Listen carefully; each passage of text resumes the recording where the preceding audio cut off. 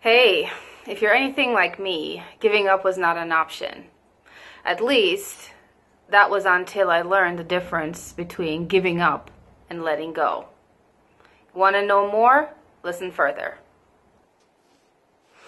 In my culture, hard work is prized. I guess in most cultures, hard work is prized.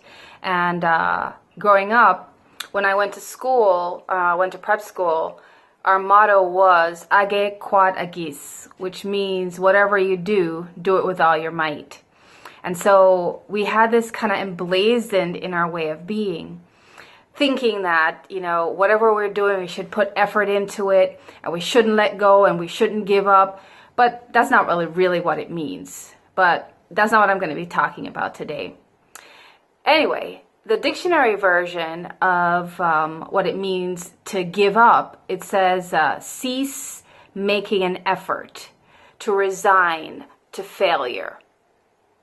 And a lot of us think that in giving up, we are resigning ourselves to failure. We're claiming failure.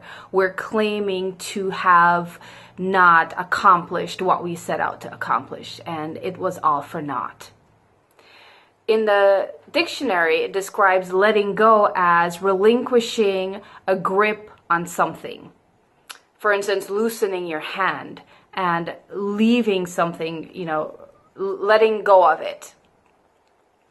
Well, if you've ever played tennis or any kind of racket game, there's a thing called a let. And when you hear the word let, what it actually means is that there's a shot or a point that does not count. But that shot or point that does not count, it's not forfeited and it doesn't count against you. But what it does is that it gives you the opportunity to make another go at the same game. Only you get to do it in a different way. So in letting go, what you're doing is that you're not giving up necessarily on the idea or the thought, but you're giving yourself the freedom to rethink how you see it, how you look at it, and the way you formulate and move forward from that point. Let's take Thomas Edison, for instance.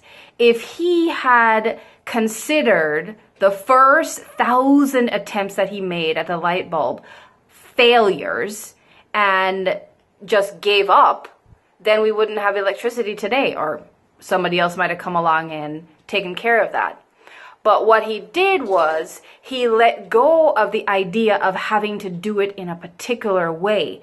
And because he was able to let go of that idea, he was able to still move forward on his ultimate goal of having the filaments light up in this light bulb. Mind you, I'm not a physics person, I'm not a math person, I don't know any of these terminologies, but I'm suspecting that's what it's called.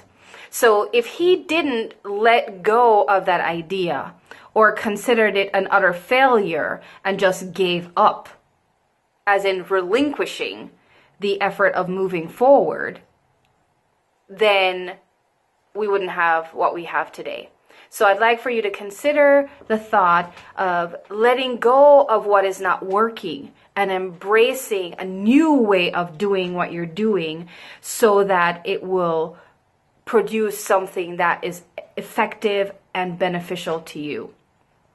The other part of this to consider is that, are you doing all of what you're doing based on your own strength?